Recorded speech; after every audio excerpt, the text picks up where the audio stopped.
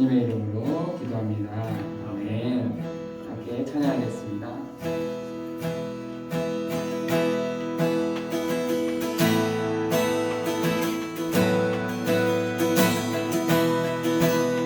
달고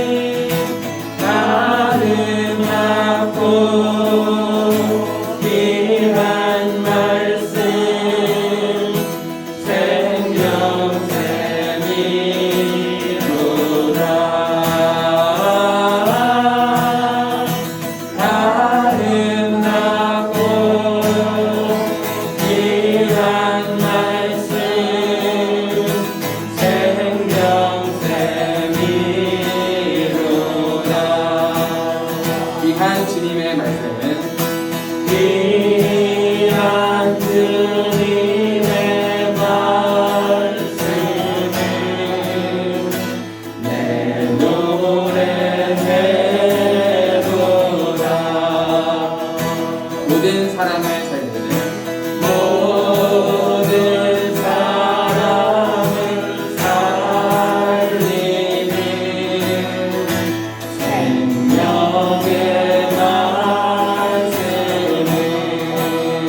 답도 없이 바라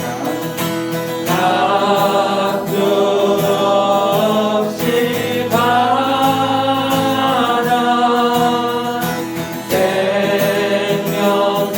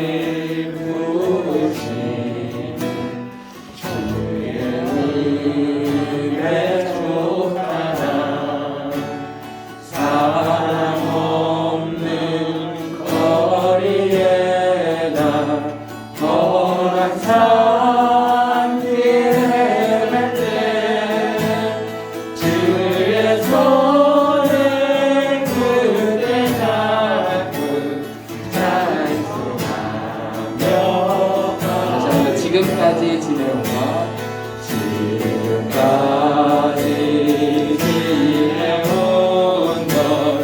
주의 크신 은혜라 한이 없는 주의 사랑 어찌 이루 말하랴 찬양해라 주의 손이 항상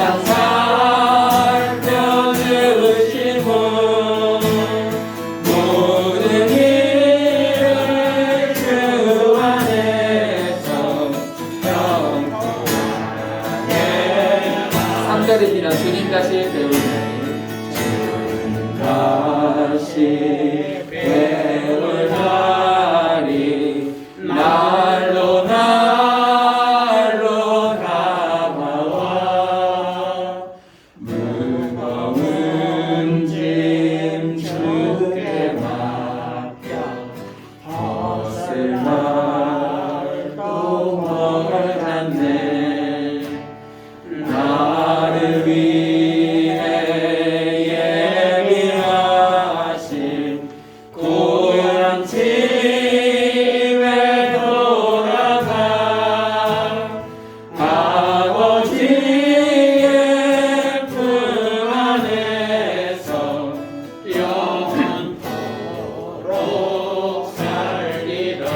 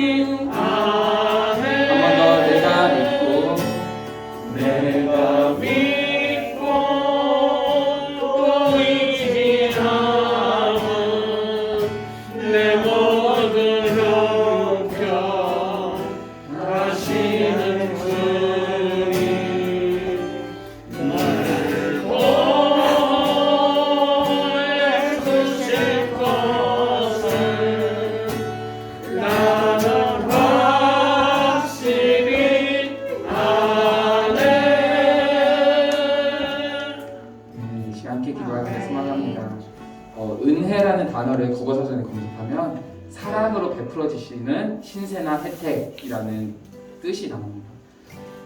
한 해 동안 하나님께서 우리를 얼마나 사랑하셨는지, 얼마나 우리에게 사랑으로 많이 베풀어 주셨는지를 우리가 기억하며 내년에도 베풀어 주실 그 은혜를 또 기대하며 그렇게 나아가도록 하겠습니다. 함께 기도하겠습니다.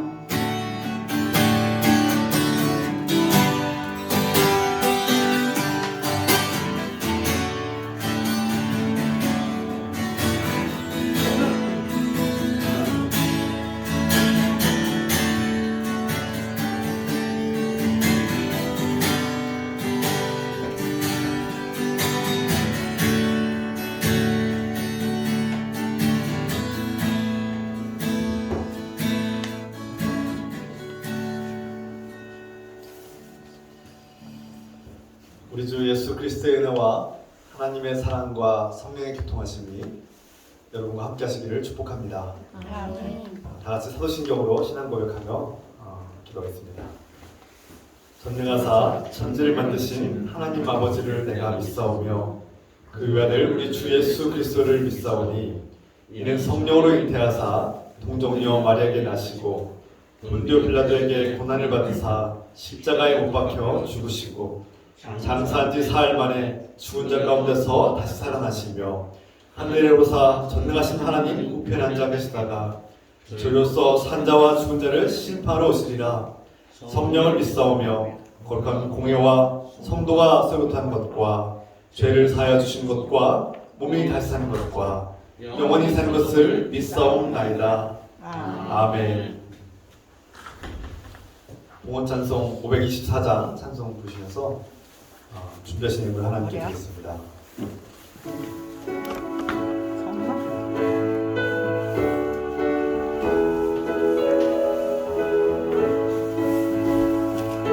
갈 길을 밝히 보이시니 주 앞에 빨리 나갑시다. 우리를 찾는 구주 예수 곧 오라하시네. 죄악 벗은 우리 영혼은 기뻐 뛰어 주를 보겠네. 하늘에 계신 주 예수를 영원히 섬기리.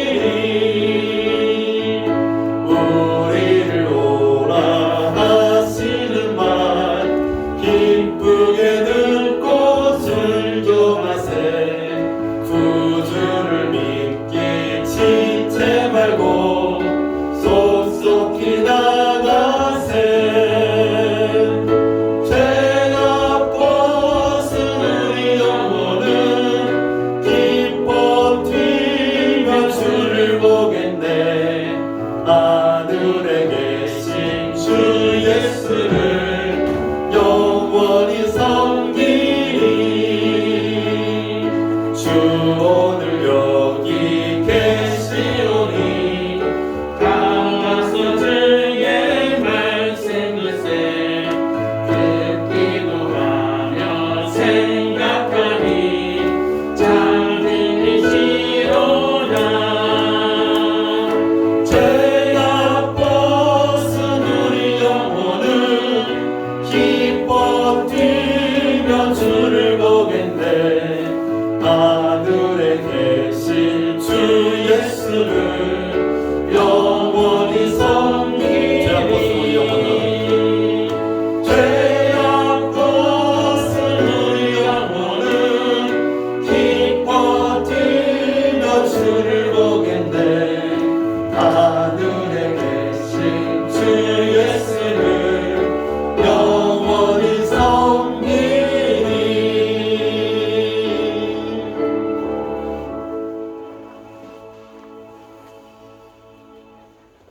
시간 박성원 권사님께서 기도하셨습니다. 사랑하는 하나님 아버지, 주님을 기뻐하고 찬양합니다. 지난 한 해 동안 지켜주시고 돌봐주셔서 감사드립니다. 돌아보니 모든 것이 주님의 은혜였습니다. 이제 2023년을 새해를 맞이하게 하시니 감사드립니다. 새해에도 주님께서 동행하시고 축복하시며 지켜주시옵소서.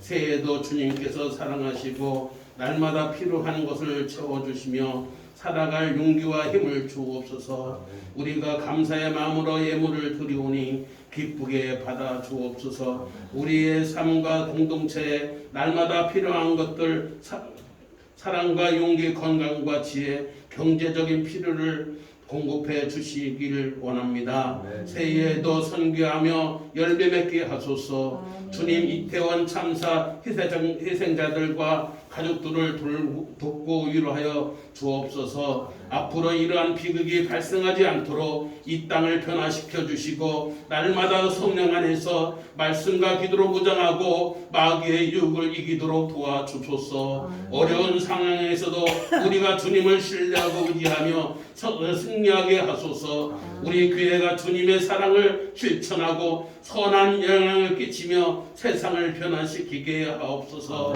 예수 그리스도의 이름으로 기도드립니다. 아멘.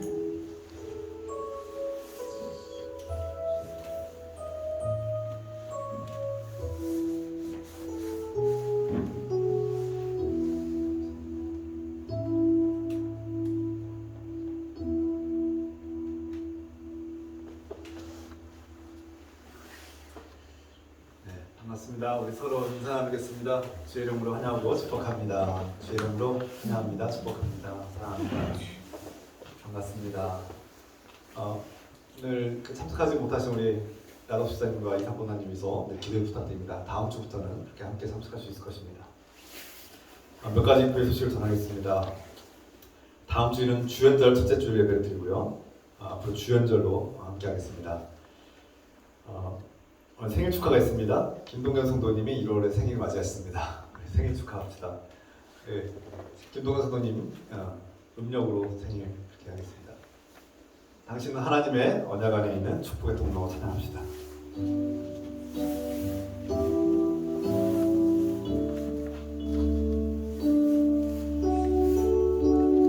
당신은 하나님의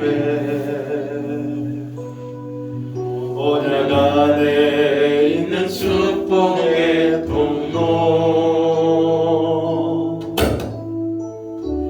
당신을 통하여서 열방이 주께 돌아오게 되리. 당신은 하나님의 언약 안에 있는 축복의 통로. 당신을 통하여서 열방이 주께 예배하게 되리.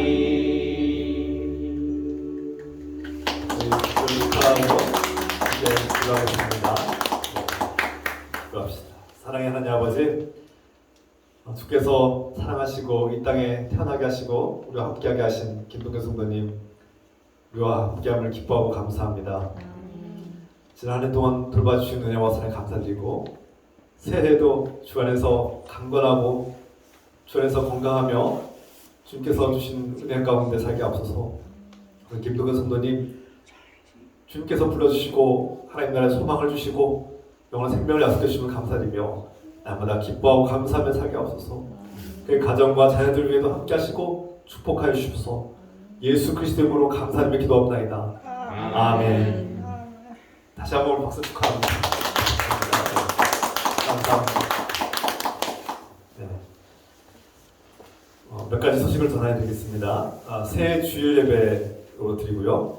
2023년도 새해에도 주님의 은혜와 돌보심과 축복이 가득하기를 기도합니다. 예배 후에는 저 뒤편에 마련된 그 바구니에 말씀 카드가 있습니다. 그 말씀 카드를 통해서 또 새해 말씀 사모하고 그 말씀을 통해서 하나님 주신 또 소명과 은혜를 그렇게 경험하기를 소망합니다. 다음 주 예배 마친 후에는 공동의회가 있습니다. 공동의회 기억해 주시기 바랍니다. 이 시간에 우리 잠깐 기도할 텐데요. 우리 중보기도 하겠습니다. 올 한 해에도 하나님께서 우리 교회가 또 소망하고 기도하는 제목 주께서 응답하시길 기도하고 우리 아프신 분들 환우들을 치유해 주길 기도합시다. 그리고 5가정이 우리 세 가족들이 이곳에서 함께 예배 드릴 수 있도록 기도합시다. 사랑의 하나님 아버지, 새해에도 아프신 분들, 고통 속에 있는 분들을 불쌍히 여주시고 예수 그리스도의 능력으로 힘주시고 치유해 주길 기도합니다.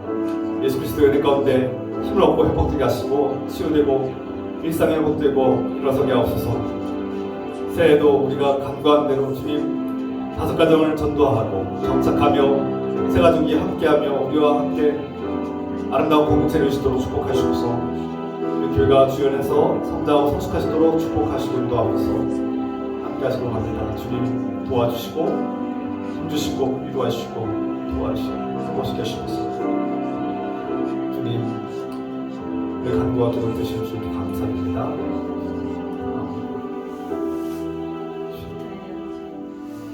예수 그리스도의 이름으로 감사를 기도드립니다. 아멘.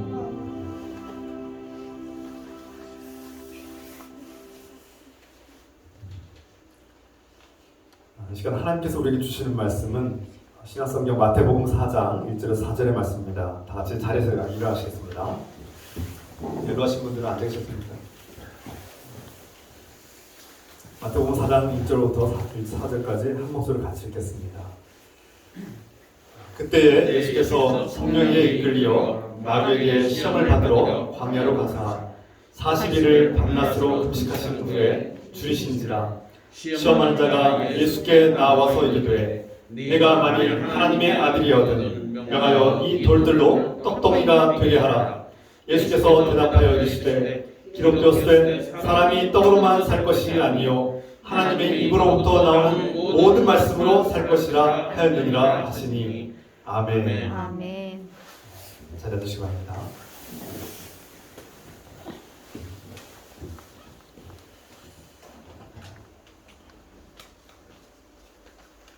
최근 드라마 재벌집 막내 아들이라는 드라마에서 할아버지 진양철 회장이 등장하는데요. 이제 노년에 자신의 기업 평생 일궈온 그 기업 그룹을 이제 자손에게 물려주려고 고민합니다. 그런데 이 아들은 기업을 물려받을 자격이나 기업을 운영할 그런 실력이 없어요. 문제가 있습니다. 그래서 아들에게 물려주는 것이 기업에 유익하지 않을 것 같은 그런 고민을 하게 됩니다. 또 하나는 반면에 본인을 닮아서 기업을 잘 운영할 것 같은 그런 막내 손주에게 이 기업을 물려주고 싶은 마음이 있는 것이죠. 그래서 갈등하는 모습이 노인 회장에게서 나타납니다. 또 다른 노인이 있는데 죽음을 앞두고 자신의 재산을 아들에게 물려주고 싶은 마음에 고민하는 한 노인이 있었습니다. 그런데 문제가 있어요. 그 외아들이 평생토록 일도 하지 않고 놀고 먹고 술과 여자와 도박에 빠져서 재산이라 재산 다 탕진하는 그런 사람이었습니다. 그래서 이 아버지는 노년에 이 아들에게 재산을 물려주는 것이 과연 그 아들에게 복일까 생각했던 것이죠. 고민했던 것이죠. 고민 끝에 이 노인분은, 이 아버지는 자신의 재산을 아들에게 물려주는 것이 축복이 아니라 오히려 재앙이 될 수 있겠다, 그런 생각에 결단하여서 이 사회에 환원하고 기부하기로 결정했습니다. 여러분 어떻게 생각하십니까? 이 아버지는 자신의 유산이 건강하게 올바르게 사용되면은 자녀에게 유익이 될 수 있지만, 복이 될 수 있지만, 그것이 잘못된 방법으로 쓰이게 되면 오히려 재앙이 되고 나쁜 길로 갈 수 있는 더 촉매제가 될 수 있다는 사실을, 그런 교훈을 우리에게 가르쳐 줍니다. 이 교훈을 통해서 우리는 사람이 가진 어떤 능력이나 재산이나 달란트를 어떻게 사용하느냐, 그리고 무엇을 위해서 사용하느냐에 대해서 고민할 수밖에 없게 되죠. 나아가서 사람이 무엇으로 살고 어떻게 살아야 되는가, 사람은 무엇을 위해 사는 존재인가를 고민하고 생각하게 만드는 교훈입니다.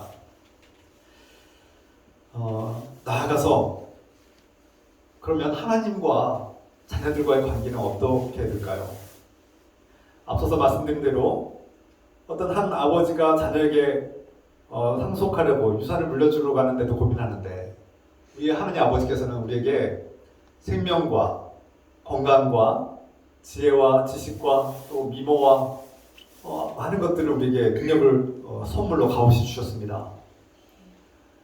그래서 값없이 하나님께 주신 선물이에요. 이것을 우리는 은사, 달란트 여러 가지 말로 부르기도 합니다. 하나님께서 자녀들에게 값없이 주신 이 선물, 우리가 받은 이 값없이 받은 선물을 어떻게 무엇을 사용해야 될까요? 귀한 선물을 이 능력을 하나님께서 고귀한 일에 하나님 나라와 고귀한 가치를 위해서 사용하라고 주신 이 선물을 우리가 낭비하고 함부로 사용하고 잘못되게 사용하면 하나님께서 기뻐하지 않을 겁니다. 그리고 하나님도 갈등하지 않으실까요? 내가 그 능력을 준 것은 그렇게 나쁘게 쓰라고 준 것이 아닌데 그것을 잘못되게 사용하면 하나님께서 가슴 아파하고 그 능력을 뺏고 싶지 않을까요? 여러분은 하나님께로부터 받은 그 선물, 은사, 달란트를 무엇을 위해서 사용하고 살고 있습니까? 동시에 우리가 무엇을 위해서 사는 존재인가? 우리는 도대체 무엇을 위해서 살고 있고 사람은 어떤 존재이기에 무엇을 위해서 살기에 그 자신에게 주어진 이 능력을 또 무엇을 위해서 사용해야 될 것인가를 고민해야 되고 생각해야 합니다. 오늘 본문의 말씀을 통해서 예수님은 하나님의 자녀들이 그 받은 선물을 어떻게 사용해야 되는지 그리고 사람이란 존재는 무엇을 위해서 사는 존재인지를 우리에게 분명히 가르쳐줍니다. 예수님께서 성령의 인도하심을 받아서 세례를 받은 후 성령 충만을 받으신 예수님은 성령에 이끌려서 광야로 갔습니다. 하나님께서 성령님을 통해서 하나님의 아들 예수님을 광야로 이끄신 거예요. 그리고 그곳에서 큰 훈련과 연단을 받으시고 금식하시면서 시험을 당하십니다. 예수님께서 그 광야에서 40일 동안 금식하셨다고 자발적으로 어떤 고통에 참여하신 것이죠. 그 금식의 결과는 뒤따르는 결과는 뭡니까? 극심한 배고픔과 목마름과 굶주림이었어요.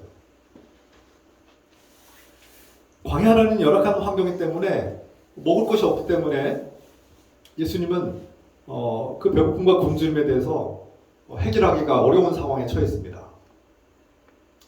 먹을 것도 마실 것도 그렇게 나오지 않는 곳에서 이 문제를 해결하는 이 배고픔의 문제를 해결하는 것은 더 어려운 일이죠.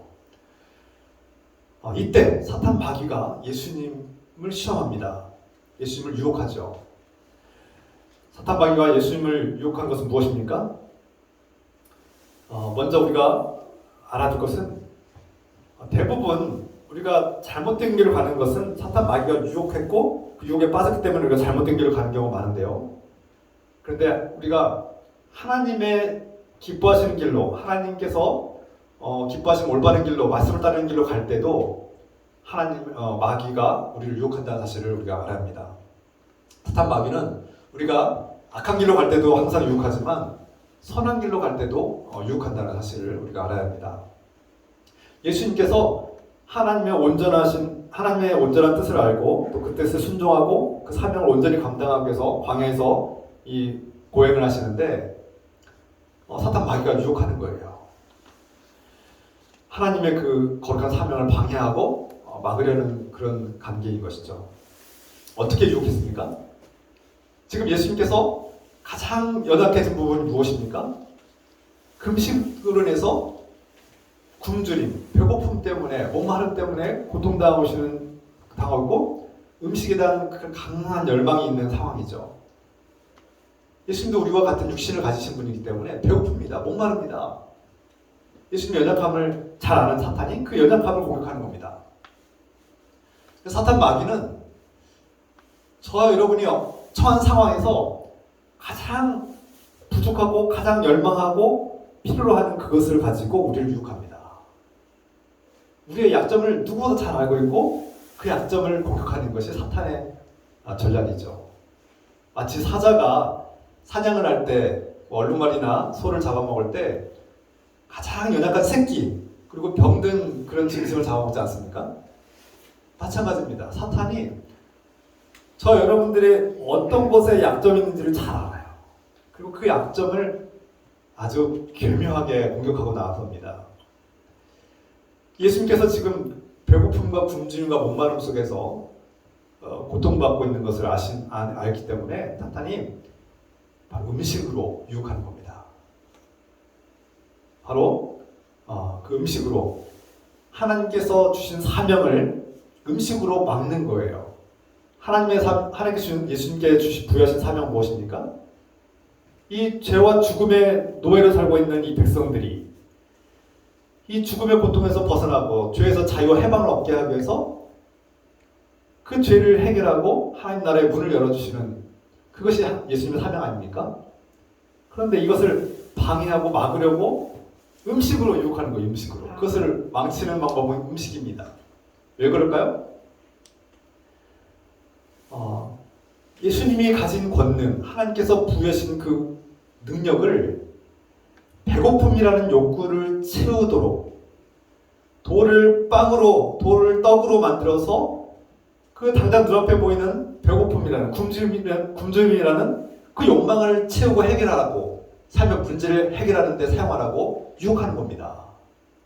단순히 그냥 음식을 먹느냐 마느냐의 문제가 아니라 예수님께서 가지신 권능과 그 능력을 그 돌을 빵으로 바꿔서 먹는 것으로 그 배고픔을 채우는 데 사용하라는 것입니다. 그래서 이 돌, 리도스를 빵, 알토스로 바꿔라 이렇게 유혹하는 것이죠. 이것의 가장 큰 영적인 문제는 무엇입니까?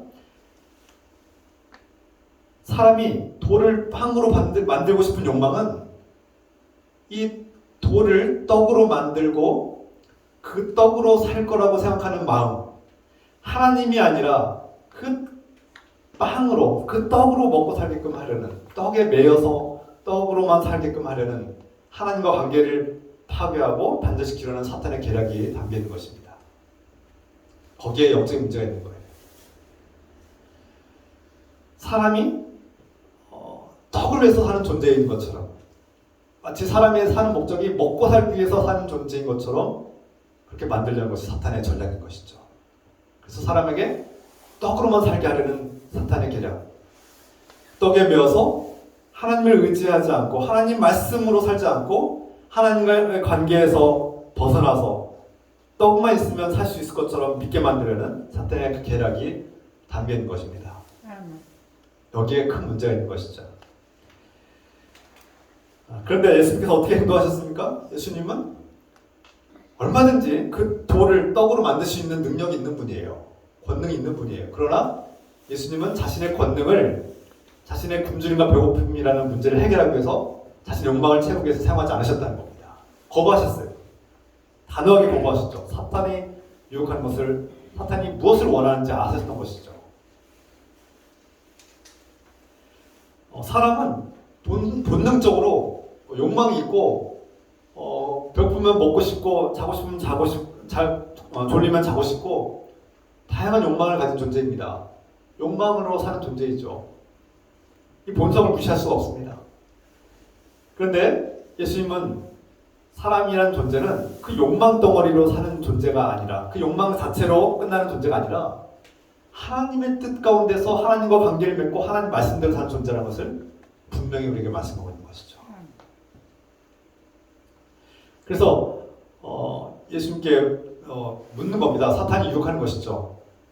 떡으로만 사는 존재로 살 것인가, 아니면 하나님 말씀과 함께 살 것인가, 그 유혹하는 겁니다. 예수님은 단호하게 거절하시고 하나님 말씀으로 사는 존재가 될 것을 선택하신 것이죠. 특히 예수님께서 이 사탄의 유혹을 물리치기 위해서 하나님 말씀을 사용하셨습니다. 말씀, 레마, 히브리어로 레마, 말씀. 그리스어로 레마라는 말씀인데요. 예수님은 누구보다 떡이 필요한 분이에요. 지금 여러분, 하나님 말씀으로 산다고 말씀드렸을 때 뭐 일하지 않고 우리에게 돈이 필요 없고 빵이 필요 없고 떡이 필요 없다, 그런 말씀 아닙니다. 모든 그리스도인들에게 하나님은 떡이 필요하고 돈이 필요하고 우리에게 필요한 것들을 채워주시고 그것을 잘 아시는 분입니다. 하나님 말씀으로 산다는 것은 일하거나 돈을 벌지 않는 것을 말하지 않습니다. 그건 중요한 일이에요. 그리스도인에게 중요한 일입니다. 그런데 중요한 것은 사람이 떡으로만 사는 존재가 아니라는 겁니다. 누구나 삶에서 떡이 필요합니다. 음식이 필요합니다. 돈이 필요합니다. 여기서 떡은 돈과 또 명예와 또 권력과 쾌락과 살면서 필요한 모든 것들을 대변하는 상징적인 단어입니다. 하지만 사탄은 예수님이 떡으로만 사는 존재, 떡에만 의지하는 존재, 떡을 위해서 사는, 먹고 살기 위해서만 사는 존재로 그렇게 유혹하고 있는 것이죠. 거기에 매인 삶, 그 떡에 얽매인 삶을 살게 하려는 그런 유혹을 하고 있는 거예요. 그때 예수님께서는 하나님 말씀을 통해서 신명기 8장 3절 말씀을 통해서 단호하게 거부하십니다. 사람이 살면서 누구나 유혹을 받을 때가 있죠. 내가 잘못된 길로 갈 때도 유혹이 생기지만 하나님 말씀대로 살려고 선한 길로 가려고 할 때 더욱 유혹이 많을 때가 있습니다. 그것을 방해하는 사탄의 유혹이기 때문이죠. 사람들은 이 삶의 문제를 해결하기 위해서 때로는 수단과 방법을 가리지 않고 돌을 떡으로 바꾸어서라도 이 문제를 해결하고 싶은 그런 욕망에 빠지게 됩니다. 그것은 사탄의 유혹에 빠지는 것이죠. 내가 수단과 방법을 가리지 않고 이 삶의 문제를 해결하다 보면 하나님과 상관없이 자신의 욕망을 채우기 위한 존재로 전락할 수 있습니다. 그것이 사탄이 원하는 삶이죠. 경제적인 어려움이나 어떤 물건을 내가 갖고 싶은데 그래서 정당한 방법으로 내가 해결하지 못하고 잘못된 방식으로 이 욕망을 채우려고 할 때 그것은 바로 도둑질이 되고 횡령이 된 것이죠. 그래서 우리가 자신의 욕망으로 살게 되면 우리는 수단과 방법을 가리지 않고 그 문제를 해결하기 위해서 도둑질하거나 횡령하거나 잘못된 방식으로 나갈 수 있습니다. 그런데 하나님 말씀을 따라서 고귀한 가치, 하나님 나라와 영광을 위해서 살면 우리 그 유혹을 벗어나서 떡으로만 사는 존재가 아니라 하나님께서 기뻐하신 존재로 살 수 있다는 것입니다. 우리가 오해해서는 안 되는 것이 있는데요. 배고플 때 먹는 거, 잠자고 싶을 때 잠자는 것은 하나님께서 우리에게 부여하신 자연스러운 섭리입니다. 그것을 인정해야 돼요. 받아들이면 됩니다. 자연스럽고 마땅한 일입니다. 우리에게 떡이 필요하고 떡을 먹는 일, 돈이 필요해서 돈을 버는 일, 중요한 일입니다. 해야죠. 그러나 인생의 목적은 그것이 전부가 아니라는 겁니다. 저는 여러분들에게 직장을 갖고 일을 하라고 늘 말씀드립니다. 일을 하고 노동을 하는 것은 매우 고귀한 일입니다. 그리고 그리스도인들이 최선을 다해서 돈을 버는 것 기쁜 일입니다. 복된 일입니다. 그것을 하지 말라고 한 적은 하나도 없습니다. 자신의 능력이 되는 한 사회에서 일을 하시고 능력으로 돈을 버시고 부양을 누리셔도 좋습니다. 그것은 해야 되는 일이기도 합니다. 그러나 우리가 반드시 놓쳐서는 안 되는 것이 있죠. 자신에게 주어진 능력을 통해서 오직 자신의 욕망을 채우면서 사는 존재인가? 사람이 자신의 욕망에만 집착하고 그것을 채우는 데만 급급하는 사람이 되면 그것은 떡으로만 사는 존재가 될 수 있는 사탄의 함정에 빠지는 삶이라고 할 수 있습니다. 자신에게 주어진 능력, 재산, 지식, 건강, 외모 모든 것들이 하나님께로부터 받은 것임을 우리가 깨달아야 합니다. 그렇지 않고 나에게 있는 이 생명과 건강과 지식과 능력과 외모가 이런 모든 것들이 나의 것이고 내가 노력해서 얻은 것이고 내가 가진 모든 소유와 재산과 이런 모든 것들이 나의 것이고 내가 노력해서 얻은 것이라고 생각한다면 그것은 착각입니다. 하나님과 전혀 상관없는 삶이고 하나님 없이 사는 삶이고 하나님과 관계없이 내 힘으로 내가 스스로 내 삶의 신이 되어 사는 삶이죠. 자기 자신이 우상이 되고 자기 자신을 위한 자기 자신을 숭배하는 삶이 되는 것이죠. 이것이 사탄의 함정이라는 것입니다. 이것이 떡에 매여서 떡으로만 사는, 떡을 위해서 사는 그런 존재가 되는 것이죠.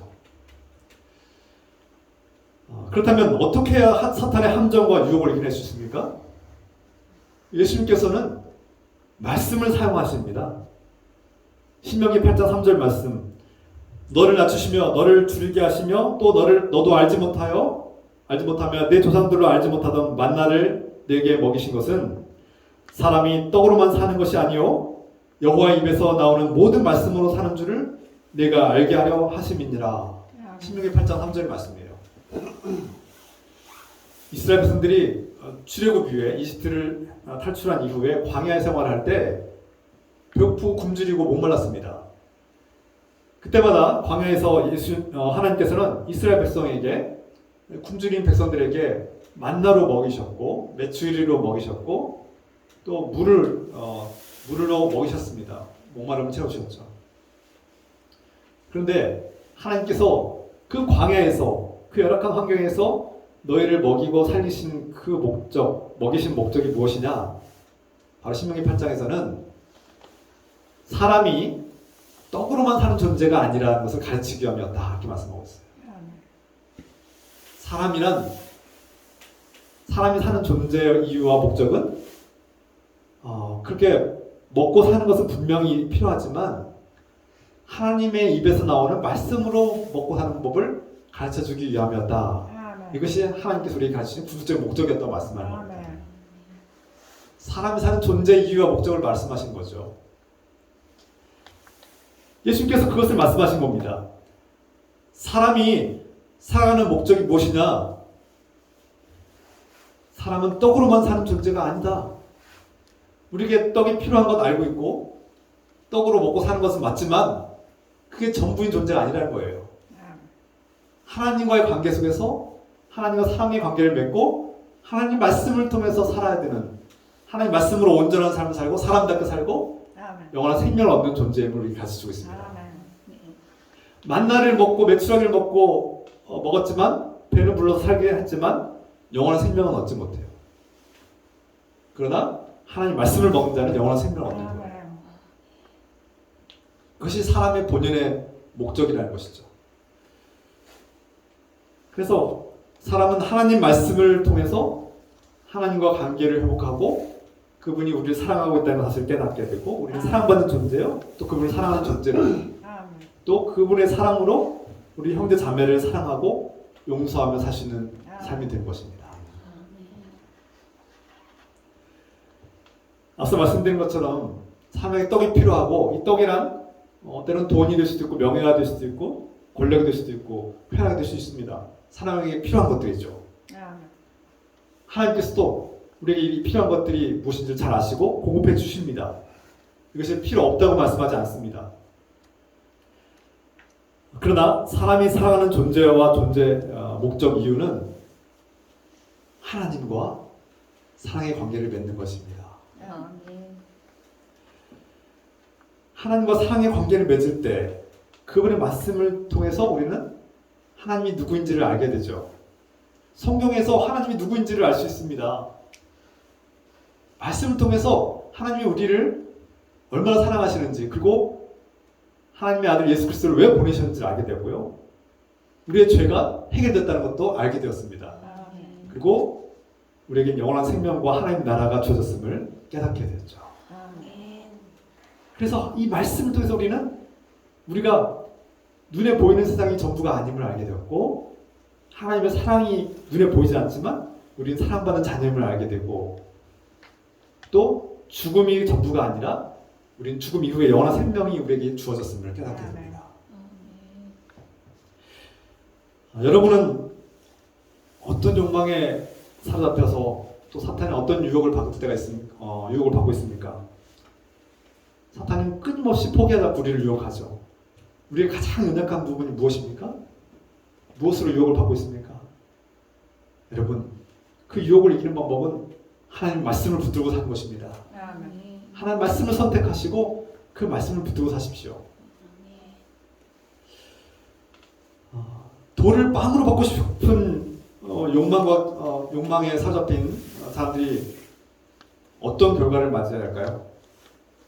성경에 보면 오늘 예수님도 사탄이 굶주린 예수님께 돌을 떡으로 바꾸라고 유혹하죠. 음식으로 유혹합니다.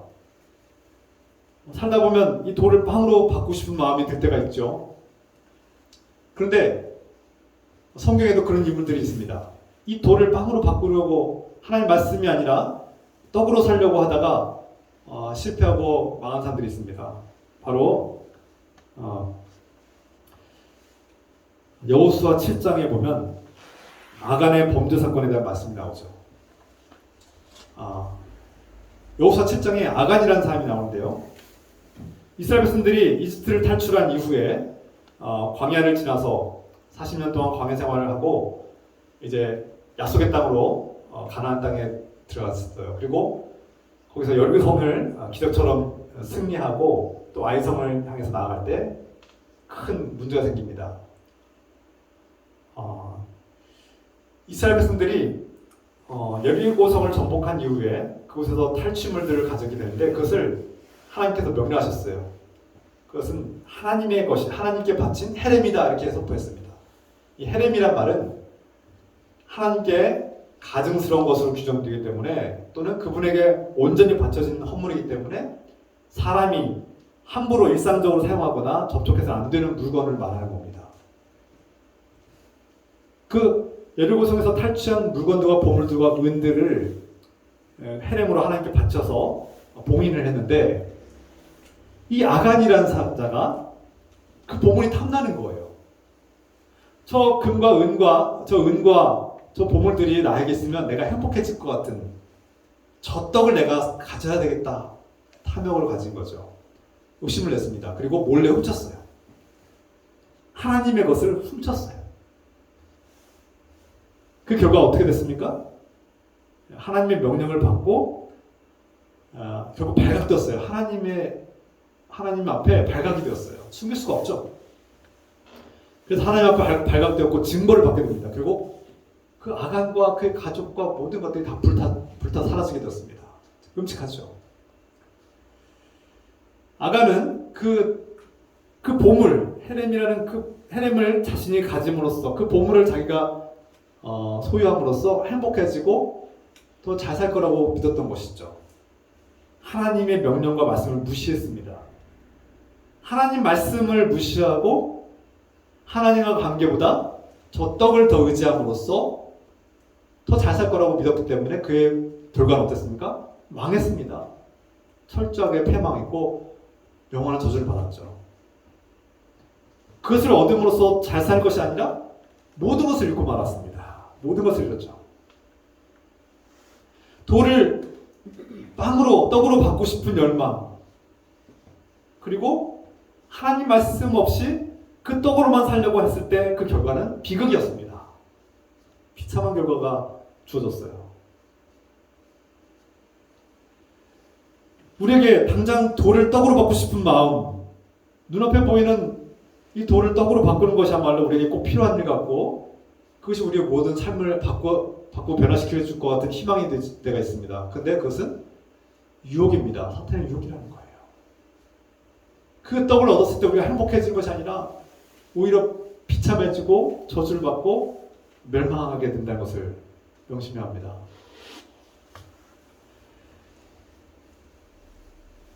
한 걸음 더 나아가서 하나님께서 주신 선물, 그 은사를 그러면 어떻게 사용해야 되냐?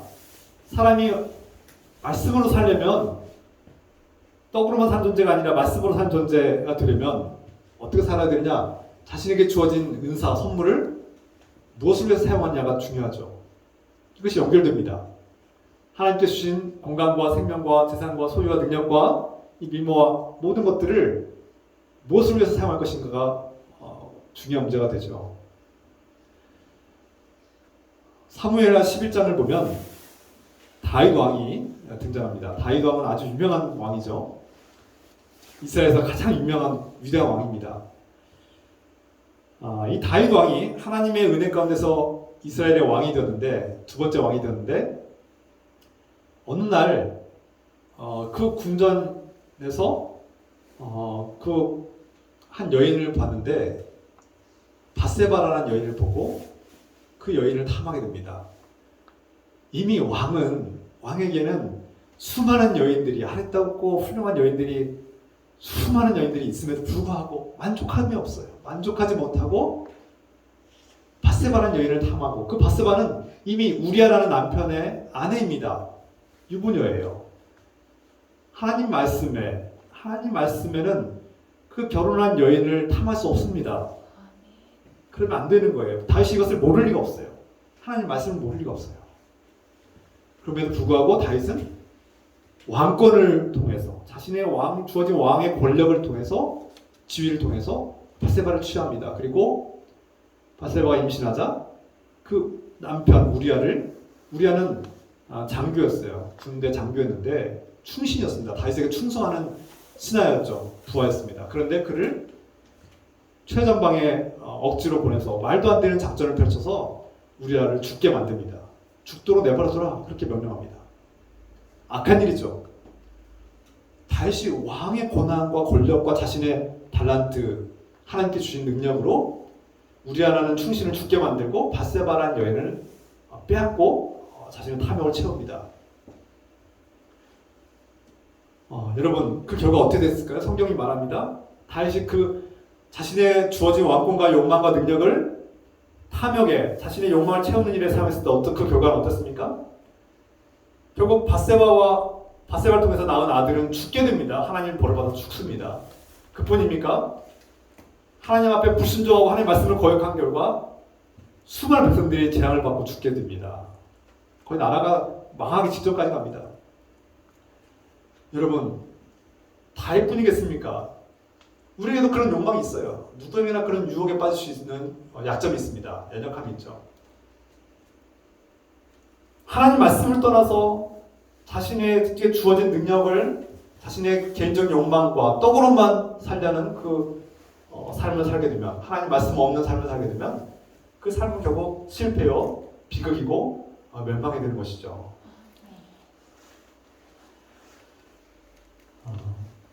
우리가 살다 보면 수많은 어려움들을 겪게 되죠. 경제적인 어려움을 겪게 될 때가 있습니다. 가난의 고통은 정말, 이 자본주의 시대 속에서 가난은 정말 큰 고통입니다. 어느 시대나 그랬지만 가난의 고통은 정말 말할 수 없는 고통이죠. 또 건강에 아프신 분, 건강을 잃고 큰 질병에 시달리시는 분들, 누구도 이해할 수 없는 고통에 시달리고 있습니다. 또 취업의 문제, 우리 젊은이들에게 또 이 취업의 문제가 크죠. 앞날이 보이지 않고 진로가 보이지 않고 취업의 문제가 해결되지 않으면 자신의 생계뿐만 아니라 또 가정을 이룰 수 없는 연약함들이 있습니다. 참 심각한 문제죠.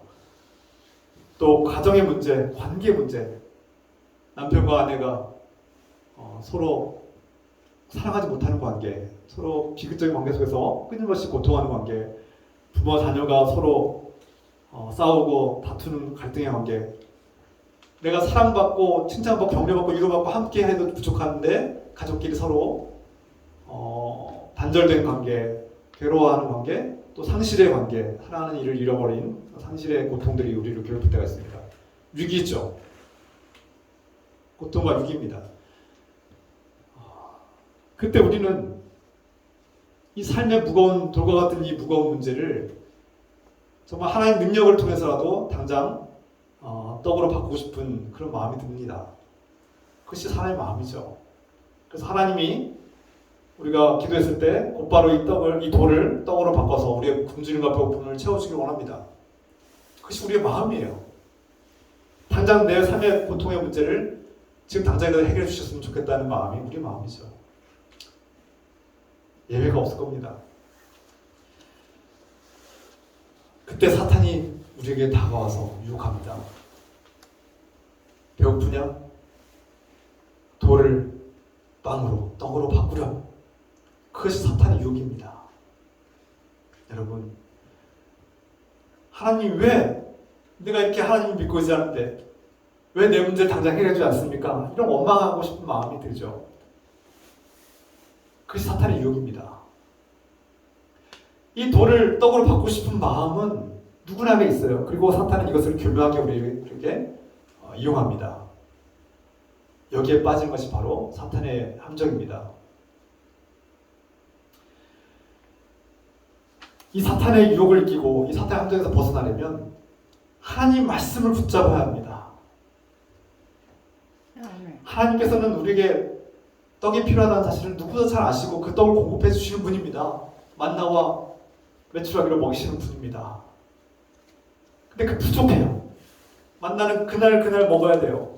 우리는 창고에다 저장해 놓고 먹고 싶은데 만나는 내려야만 오늘 주어진 양만 주어지는 거예요. 답답하죠. 우리는 목마른데 우물이 필요한데 하나님께서 필요할 때 반석에서 물을 주실 때도 있지만 우리는 넘쳐흐르는 강물이 필요하지 않습니까? 하나님께서도 그것을 아십니다. 우리에게 필요로 하는 것을 아시지만 하나님께서 우리가 인간의 사는 존재의 이유와 목적이 무엇인지를 가르쳐준 것이 하나님의 목적이라는 것입니다. 사탄은 지금도 저 여러분들이 떡으로만 사는 존재로, 떡에 의존하고 떡을 위해서 사는 존재로 살기를 원하고 있고 그것으로 유혹합니다. 그리고 우리는 종종 그 유혹에 빠질 때가 있습니다. 저도 마찬가지입니다. 목회자의 삶에서 여러 가지 어려움이 있지만 그 중에서도 가장 어려운 것이 경제적 고통이더라고요. 정말 단돈 얼마 없으면은 당장 생기가 어려운 것이 우리 삶이 아닙니까? 돈이 절대적인 권력을 가진 사회에서 이 가난은 참 큰 고통입니다. 그런데 사람이 떡으로만 사는 존재이면 당장 돈을 벌고 돈을 위해서 살고 돈에 얽매인 삶을 살게 돼 있어요. 그러나 우리는 하나님 말씀을 붙들고 하나님을 바라보며 하나님과 관계 속에서 내가 살아가는 존재의 이유 목적은 돈을 위한 것도 아니고 돈에 의해서도 아니고 돈 때문도 아닙니다.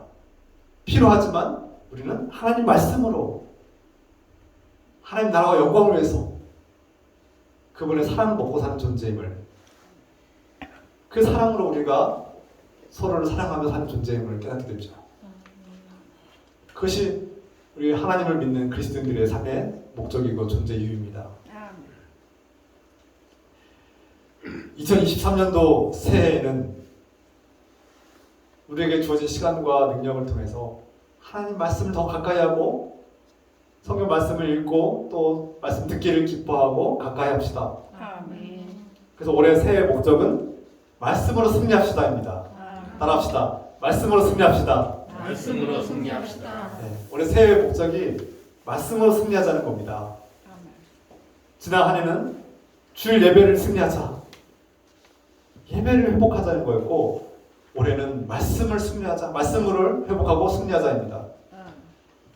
올 새해 2023년도 새해에는 말씀을 붙들고 내가 사는 존재 이유 목적은 떡으로만 사는 존재가 아니라 하나님 말씀으로 사는 존재임을 깨닫고 회복하기를 소망합니다. 그래서 우리에게 주신 능력과 달란트를 하나님의 사랑 가운데서 이웃을 사랑하고 섬기는 삶으로 나아가기를 소망합니다. 새해에도 지난 한 해에도 함께 하신 주님께서는 올 새해에도 저 여러분의 삶에 함께 하실 줄 믿고 또 우리에게 만나와 떡을 공급해 주실 줄 믿습니다. 또한 하나님의 말씀을 충만하게 부어주셔서 그 말씀을 붙들고 승리하기를 우리 주 예수 그리스도의 이름으로 축원합니다. 기도합시다. 우리 함께 뜨겁게 기도하겠습니다. 우리 주여 부르짖어 기도합시다. 주여 하나님 아버지, 우리가 결단하며 기도합니다. 이 말씀 붙들고 살게 도와주시소서. 오늘 주신 말씀 깨닫게 하여 주시소서. 하나님께 주신 말씀 성령으로 인도하시고 깨닫게 하시고 이 말씀 순종하는 마음 주시옵소서. 이 말씀을 실천하고 이 말씀 열매 맺게 하여 주시옵소서. 사랑하는 하나님 아버지, 지난 한 해 동안 돌봐주신 은혜와 사랑에 감사드립니다. 예배가 회복되게 하신 주님, 예배가 승리하게 하신 주님 감사드립니다. 2023년도 새해에는 하나님의 말씀을 붙들고 사탄의 유혹을 이기고 승리하게 도와주셔서 사람이 사는 존재와 목적은 떡으로만 사는 것이 아니라 하나님 말씀으로 사는 것을 깨닫게 하여 주시옵소서. 하나님 말씀 붙들고 사탄의 유혹을 이기고 승리하게 도와주시옵소서. 우리에게 떡도 필요합니다. 주님, 부족하지 않도록 떡을 채워주시옵소서. 우리에게 필요한 직장과 취업의 자리도 허락해 주시옵소서. 생계를 유지할 수 있도록 허락해 주시옵소서. 주님, 가난의 문제를 해결할 수 있도록 도와주시옵소서. 주님, 건강의 문제를 해결해 주시옵소서. 주님, 관계가 회복되게 도와주시옵소서. 우리의 마음의 슬픔을 해결해 주시옵소서. 인도하여 주옵소서. 주님, 그러나 무엇보다도 이 모든 것들이 하나님 말씀으로 이루어지게 하옵소서. 하나님과의 사랑의 관계 속에서 이루어지게 하옵소서. 주님, 하나님 안에서 모든 것들이 말씀을 통해서 이루어지게 하시고 말씀을 통해서 성취하게 하옵소서. 진리가 너희를 자유케 하리라 말씀대로 말씀을 통해서 자유케 하시고 말씀을 통해서 해방되고 말씀을 통해서 기쁨이 가득하게 하시며 감사가 회복되게 하여 주시옵소서. 주여, 사랑하는 아버지, 주님,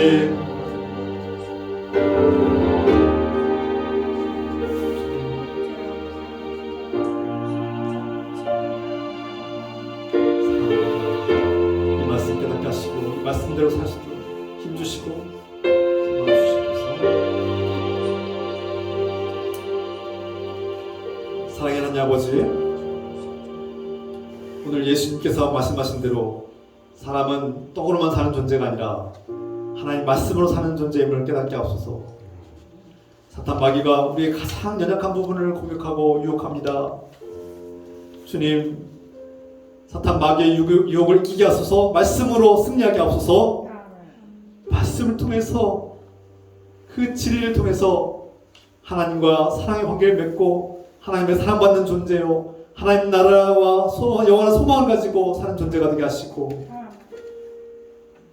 주님, 사탄 마귀의 유혹을 이기고 승리하게 하시며 말씀으로 사는 삶을 살게 하소서. 이제는 우리의 진리의 말씀이 되시고 또 우리에게 영원한 생명을 주신 주 예수 그리스도의 은혜와 우리를 있는 모습 그대로 사랑하시는 하나님 아버지의 사랑하심과 말씀으로 순종하고 실천하게 하시는 성령님의 기통과 말씀하심이 오늘 기쁨께 모든 성도들과 가정과 직장 위에 일터 위에 지금부터 영원토록 함께해 주시기를 간절히 축원하옵나이다. 아멘.